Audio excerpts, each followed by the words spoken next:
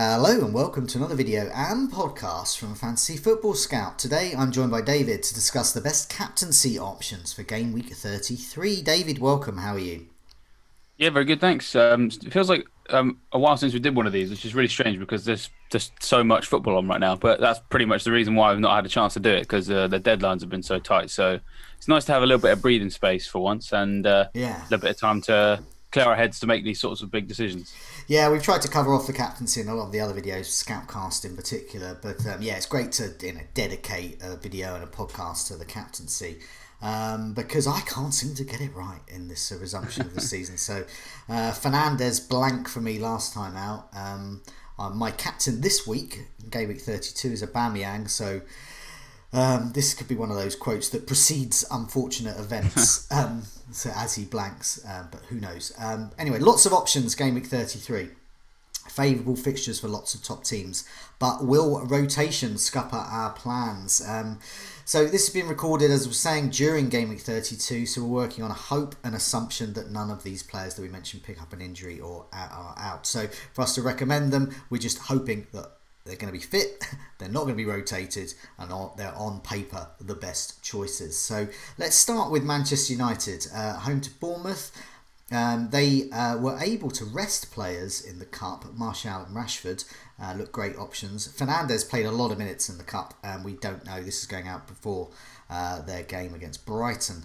Yeah, we're not sure the minutes there. But nevertheless, lots of good options, potentially. What do you think? Manchester United for the captaincy?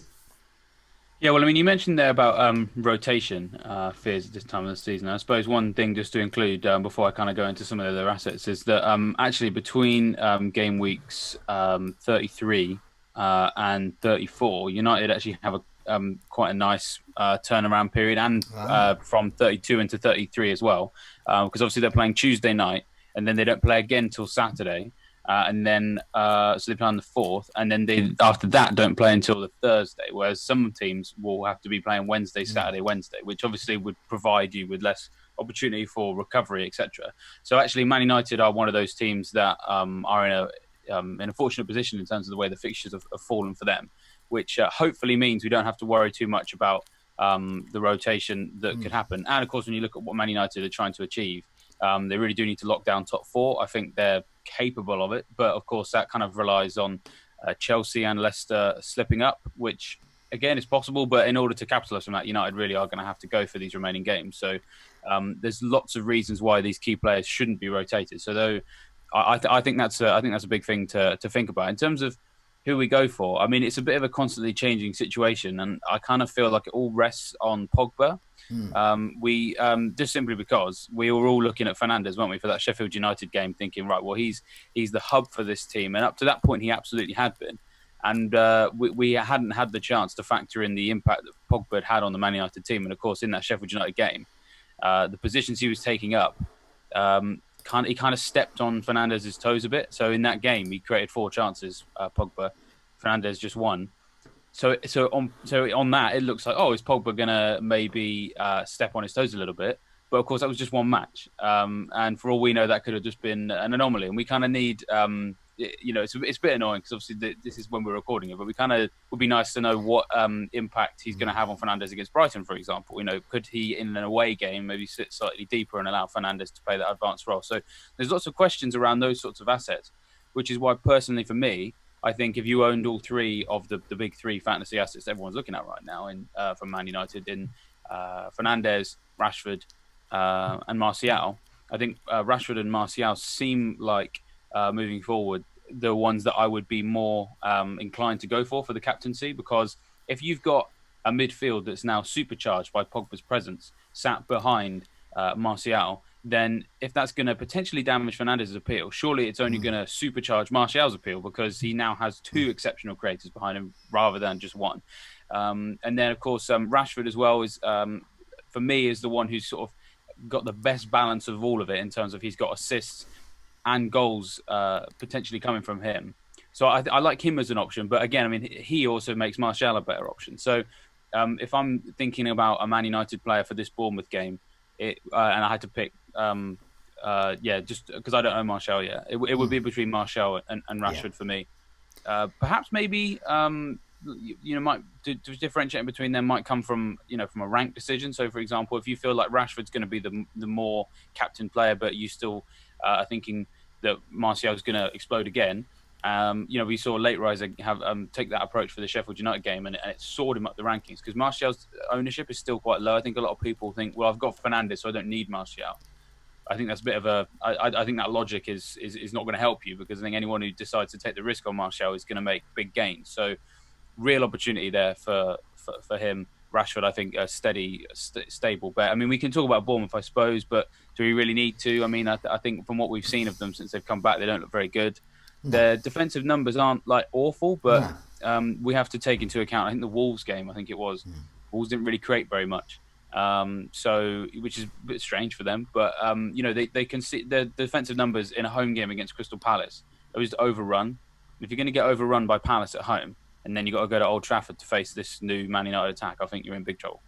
Yeah, definitely. I mean, Bournemouth have conceded 3 goals, but only 2 big chances. But as you said, bearing in mind the opposition wasn't as creative as it could have been, and we've just spoken about Pogba, Fernandes feeding Rashford and Martial in particular for goals, then obviously you're going to get, you would assume there's going to be more big chances.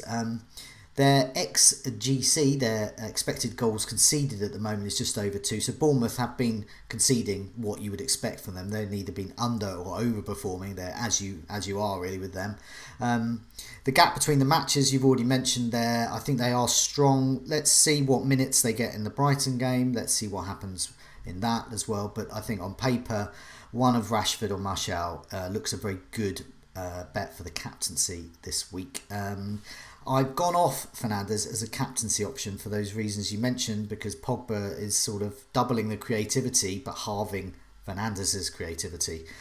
He does still have penalties. Last time we saw another penalty being taken, VAR intervened, but Rashford went to grab it. So we still don't know whether there's some kind of Rashford takes the second one or something like that going on. Either way, all good for Rashford. Just speaking of those big chances as well, it's interesting you say about the matches that Bournemouth have played. They haven't come across a lot of big chances. They've still conceded. But Martial is top amongst Manchester United assets for big chances at the moment. In fact, between game weeks 30 and 32, he's top for big chances, 4 there. So, out of all players, that is. Interesting. Before he's even played in game week 32. Sorry, yeah, before he's even played in game week 32, he's already top. So that compares with some who have already played, and it's and so going into those matches, he's currently the top there. So that suggests he's going to get some more chances there. I only own Fernandes. I'm not looking to captain him. I'm looking to probably get Rashford in, and he would be a captain consideration, or at least a vice captain. And if I had a setup to go for Martial, I would definitely consider him too. Both great shouts. I think the key between Martial and Rashford is obviously Martial being the midfielder will get the more points for the goals, which I think he's more likely to get anyway. And then, of course, the clean sheet bonus, which against Bournemouth looks inevitable, really, because their attack looks awful.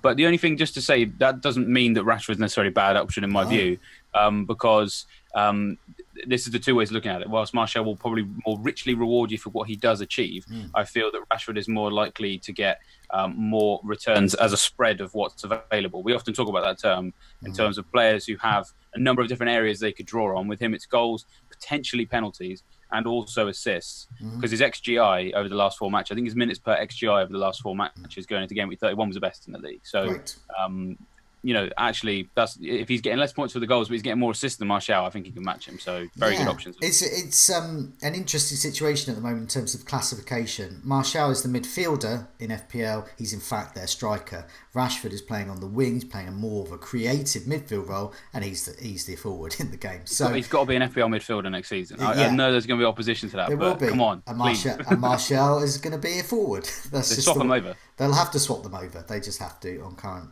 positioning. But there are other teams to consider. Let's not forget Man City, in particular Kevin De Bruyne. Kevin De Bruyne is a reliable captaincy shout. This looks a good match. Travelled to Southampton. Man City in great form, obviously vulnerable as well. So Danny Ings owners can feel, they might get something out of that. Southampton in great form, but KDB starting most games. He's going to get the odd rest, but and arguably Mahrez as well for those chasing could be great picks as well. What do you think about Man City, especially when we're comparing them against Manchester United assets against Bournemouth? Yeah, I mean, I'll be honest. I think I still prefer the Man United assets to the Man City ones. I mean, I talked about United's schedule. Man City's isn't dreadful, but it's still not completely ideal. It's a little bit like they were in the Europa League. So, because obviously they're playing Thursday in game week 32, then they're playing, admittedly, the late game on Sunday. But that's pretty short turnaround time compared to United, who play Tuesday and Saturday. And then after they've done Thursday, Sunday, they're back in on Wednesday at 6:00. Whereas United have got, let me get this right, Tuesday, Saturday, Thursday. Man City have got Thursday, Sunday, Wednesday. So it's more compressed schedule for a manager who likes to rotate more anyway.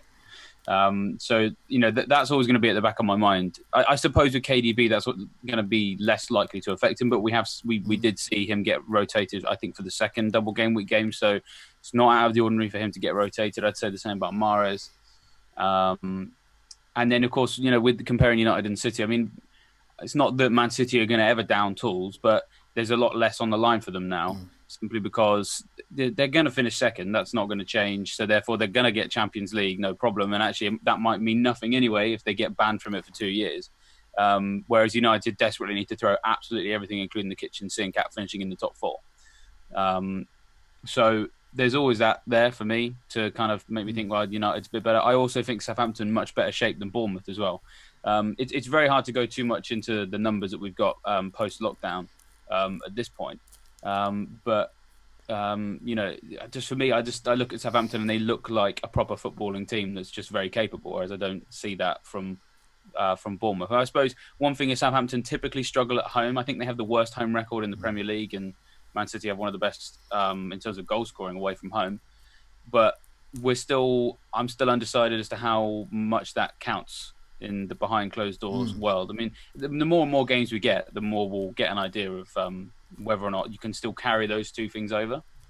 But it's just, for me, I don't know, it's just too many caveats for me to really be too drawn to potentially rotation prone Man City player for a team that technically has nothing to play for versus nailed on Man United attackers who are in form, can score goals and actually need to if the team's going to achieve what they want to. So for me, it's very hard to compare those two. Yeah, I mean, as we'll discuss, there's a lot of top teams with good fixtures. So one of the things you have to watch out with the captaincy is that effective ownership as well. And a good way of looking at it is the top 10,000, because they're engaged managers, you would imagine, most of them. So I'm around the 100k mark.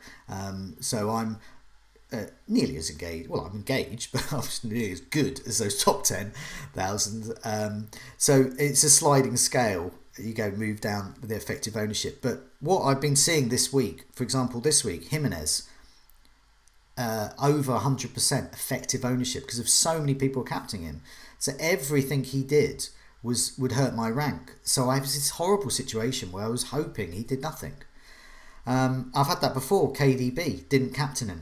Effective ownership, higher. That's what can happen with these types of players. And that's what can happen with KDB. This week, however, I think it'll be spread.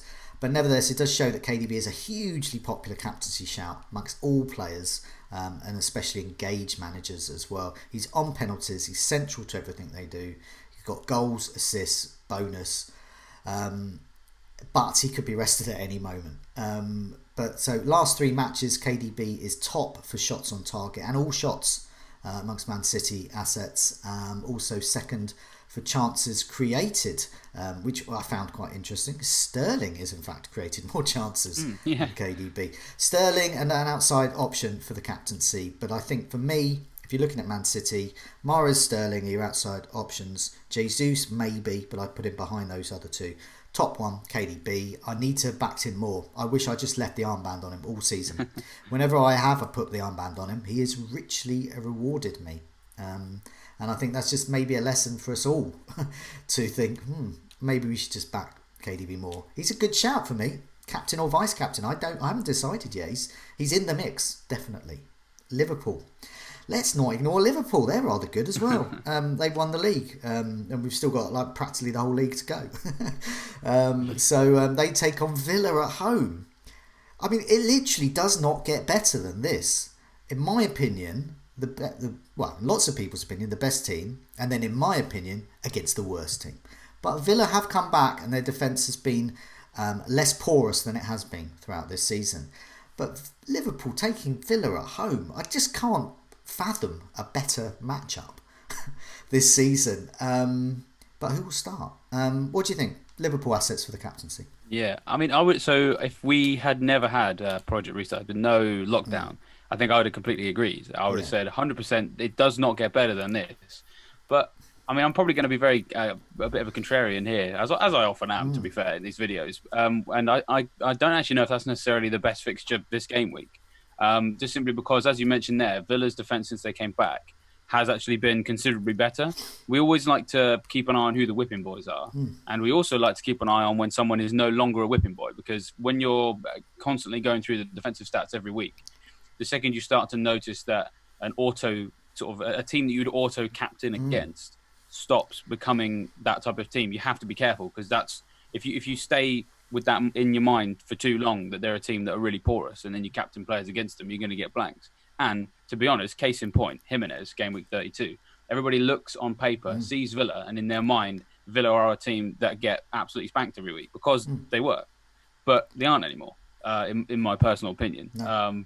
And that's what happened with Jimenez. He didn't really get much of a sniff. He had to keep drifting out wide.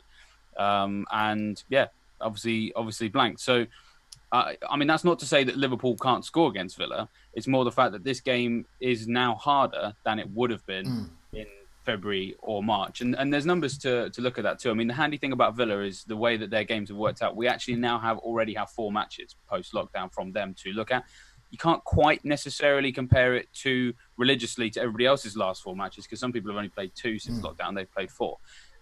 But they've conceded, in terms of shots in the box conceded, Aston Villa have conceded 22, which compared against the rest of the league puts them in the top 8, when they were previously bottom of the league for the whole of the rest of the season.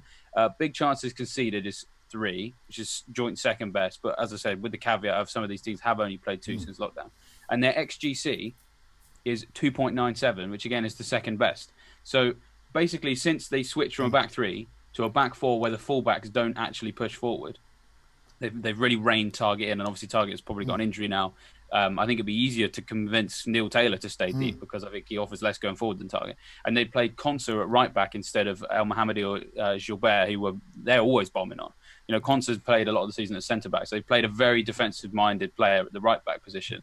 As the numbers have shown there, they're still conceding some goals, but they're not getting completely played off the park, with holes left, right, and centre completely exposing them.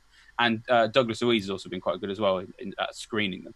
And it's made Villa a little bit less attacking. It means they're scoring fewer goals because they are playing a lot deeper. Maybe they need to change that tactic, but I doubt that Dean Smith will try and go for it at Anfield. No. I think he will stick everyone behind the ball. And from what we've seen, they're actually better at doing that now than they were before. Liverpool assets are always going to be good, but I'll come back to the Bournemouth situation. Liverpool don't need to go for this game, because they're going to probably really throw everything at the Man City game, because that's the game they really need to win in their they're going to be these mentality monsters as they talk about.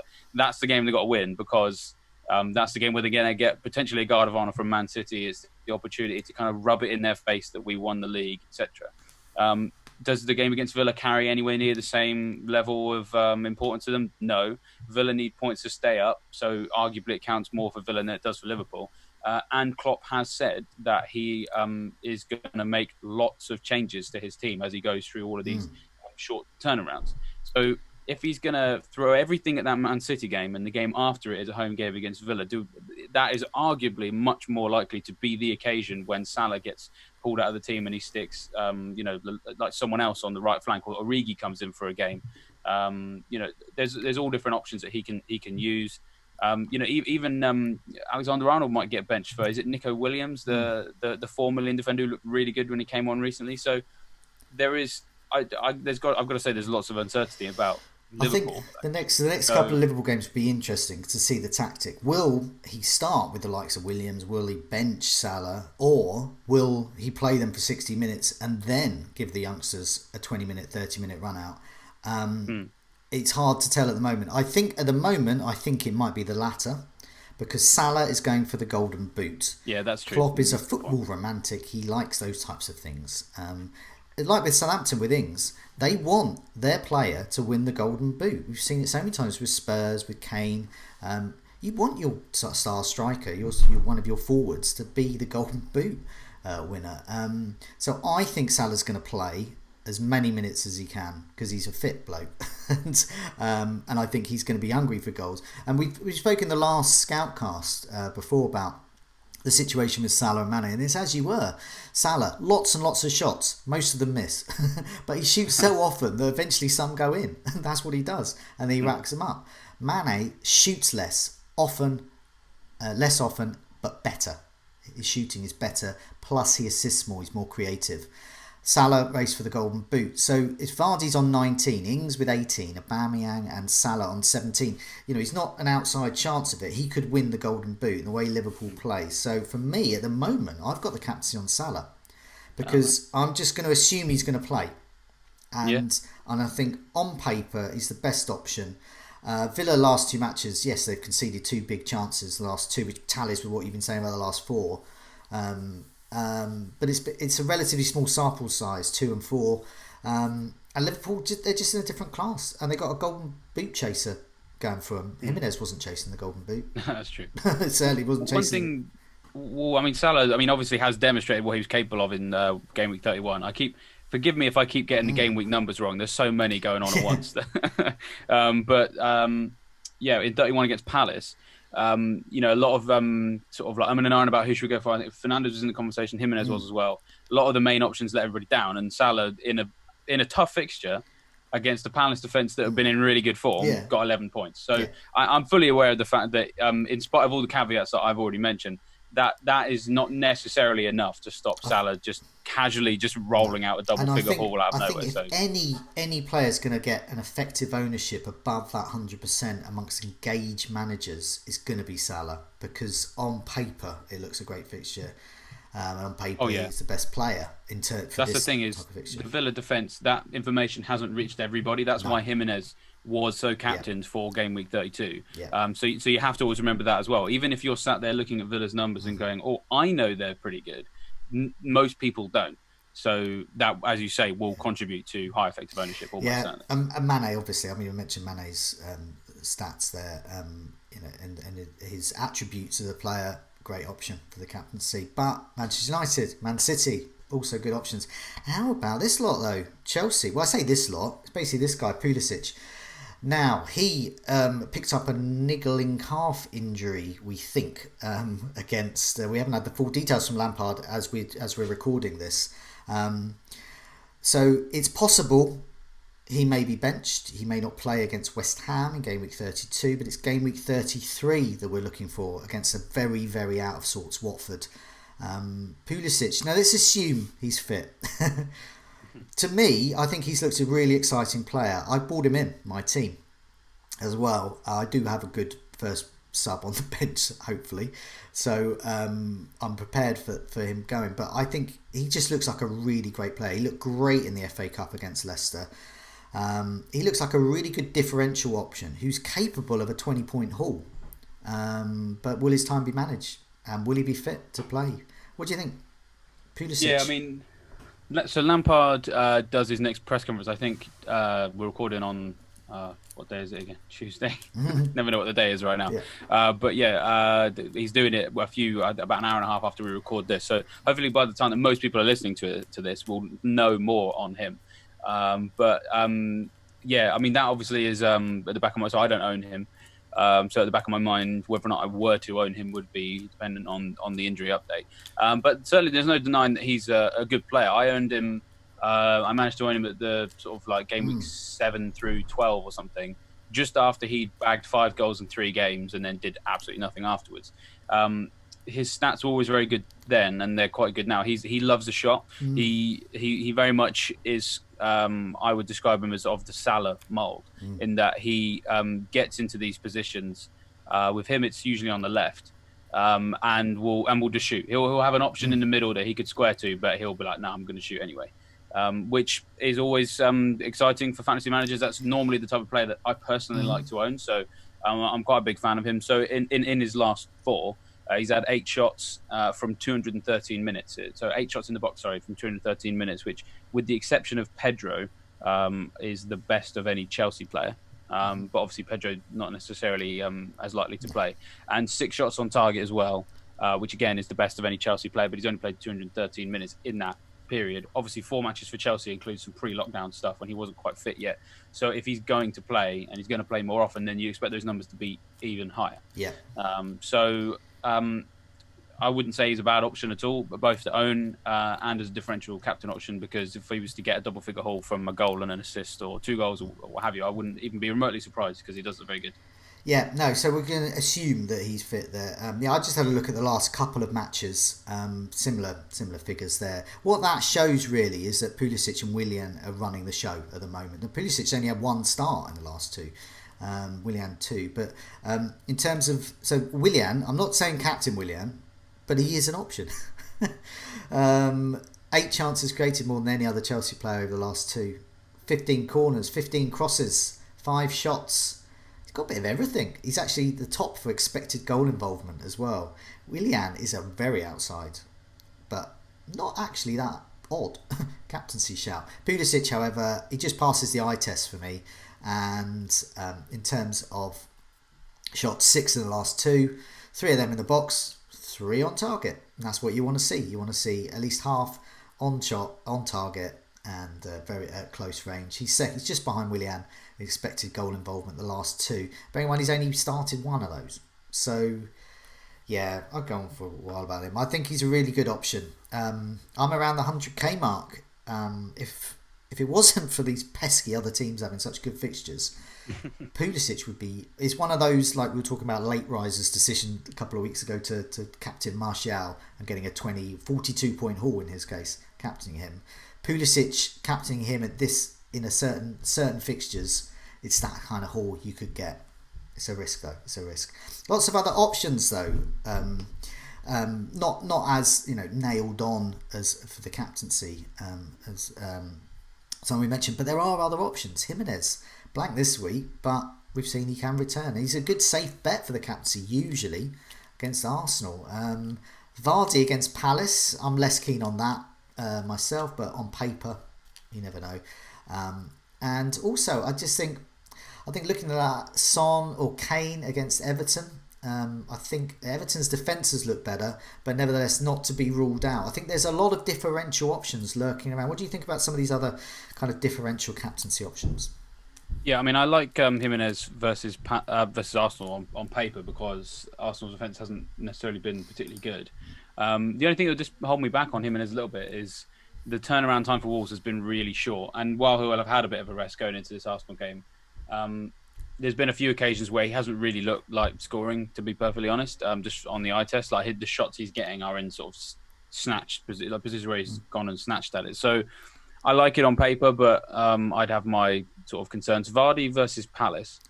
I don't know. I mean, I like Palace defence. I think it's very good. I think they suffered from not having Guaita at Liverpool. I think that was one of the reasons why they did concede so heavily, because Hennessy's not as good a goalkeeper as Guaita. So they've got him back now. And then Vardy, I don't know. I kind of don't like to deal in too many absolutes, but like I kind of feel like his season is so done. I haven't really seen him play a game of football and look really dangerous for ages. And I'd say the same about the whole team. The whole team looks very subdued and has done for a while. As a team, their underlying numbers in terms of the numbers of shots they're having when they're in the box, if they're a big chance, XG, all of that has actually been quite low for quite some time. And one of the things we kind of generally, we don't like to speculate too much on these things, but we have to kind of focus on the world that we now live in, is that there is uncertainty at this point as to what this potential local lockdown for the city of Leicester actually means for Leicester City. No, I mean, they might be fine in the sense that they're tested twice a week. So maybe they're somehow given some kind of an exemption, or maybe they play their home games in Nottingham or somewhere nearby. The Premier League teams themselves and the players are pretty much always on lockdown at the moment, or in Yeah, theory, that's with what each they other. should be with each other. Yeah, They're in a bubble amongst themselves. yeah. But because of that testing, so I don't know if they themselves would have a big change. But as you said, it could have a knock-on effect Yeah, around the well, just stadium. nobody knows. That's the thing. Until there's more detail on what that lockdown means for that particular. I mean, for those who have no clue, I should just say the supposedly the infection rate in Leicester is higher, I think, than in some other areas, or it's more of a concern Yes. to the authorities. The infection rate in Leicester and in this country right now, the talk is now that probably the next stage of any kind of changes would be that local areas would be locked down from other areas of the country, and it looks like Leicester is going to be the first one where that may happen. So pay attention to the news, but also once we know what happens for the. So I mean, I have family in Leicester, so I'm probably going to know more about what it means for them than I know what it will mean for Jamie Vardy until a few days down the line when the Premier League and Leicester and the government have all had a conversation. So that's going to be kind of hanging over Leicester for a little bit. Whether or not that has any impact on FPL, I mean, who knows? But we like to know everything when we're fantasy managers, so I guess just keep an eye on that, I suppose. No, that's a good point, yeah. and I think all the time we have to keep an eye on the news for these things, and that's why one of the moves I did this week in general for my team was to get a slightly better bench. I may not need them, but I was going into this game with pretty much no bench, so I've created a bench, and I think that's something that other people need to consider because we don't know what's going to happen. Absolutely. Well. Can I mention about Spurs? Because a lot of people are talking about Son. Obviously, I think he's a good player, but from what I've seen so far of Son and Kane since the restart is, if I had to pick one Spurs player from now, I'd probably go with Kane because a lot of Son's stats are very good before he got injured. So if you look at the league last four, I think Son is top for shots in the box in that period. I think he's also top for shots on target. But pretty much all of that was when he was playing centre forward when Kane was injured. Kane's now back, so Kane is the one who's going to benefit from being the spearhead. And Son has been playing really far wide on the left. The goal he had disallowed meant that in that match he actually technically had no shots. So that was his only shot of the game. It didn't stand. So no shots at all in that particular game. Lots of chances created, but he's basically playing a more creative role in the Spurs team now, than a threatening one. So I've seen a lot of support for Son. Maybe he's going to get some points in the game weeks that are coming up. But just looking at heat maps and where he's touching the ball and what he's doing with the ball, it's all very much in Kane's favour since everything came back. So it's something sort of just to be keeping an eye on. Maybe if you're on a wild card and you've been thinking about Son, definitely consider Harry Kane as well. So and also, I think there's a chance he could do well at the end of the season. What puts me off this fixture slightly is in fact Everton. Their defence has been really good. They've gone into game week 32 conceding no big chances in the last two matches, and not conceded obviously. And one of those was Liverpool. They have a expected goals conceded of around one. So they marginally overperform. Really small sample size though. But I've got to stress that as a small sample size. But at the same time, I think that highlights when we've talked about the Man United options, the Man City options, Liverpool as well. I don't think Spurs quite cut it for me in terms of the captaincy. So for me, this week, I usually say, I'm definitely going to captain Sunset. Salah at the moment, but Rashford, KDB, and Pulisic all in the mix, depending on minutes and injury news. Tough choice. And for you sound like you're much more sort of in the Rashford camp. Yeah, I mean, I will say that obviously we're recording this before the Brighton game, so that could change things. But yeah, I do really like Rashford as an option. I mean, for me, I've got 2 free transfers for this week, so my captaincy choices may change once I've made those because I don't own Salah at the moment. And for everything I've said about Villa being a tough game, I had penciled in that this was the crossroads that I had the opportunity to get rid of Aubameyang and get Salah back with the cash I've got in the bank. So he may come into the conversation as well. Okay. Martial obviously potentially, because I've got the 2 free transfers. I could potentially get to him if I wanted to. So I'm very much undecided at this point, which I come to the territory at the moment. We'll have the Captain Sensible article between the end of game week 32 and the start of game week 33. So I might be more decisive when I write that than I am recording this video. Okay. So I do apologise for that. No, well, good luck with your captaincy decision, and good luck everyone else. I just wanted to remind people that all the stats that we've been reeling off here, they've come from the Fantasy Football Scout members area. There's some details on the screen now about that, so please do sign up, have a look at that, have a look on site. Invaluable information indeed. Please like if you've enjoyed this episode, press that like button, and remember to subscribe to keep up to date with our latest videos and podcasts. But in the meantime, David, thanks so much for joining me. Yep, thanks for having me, and good luck with your choices.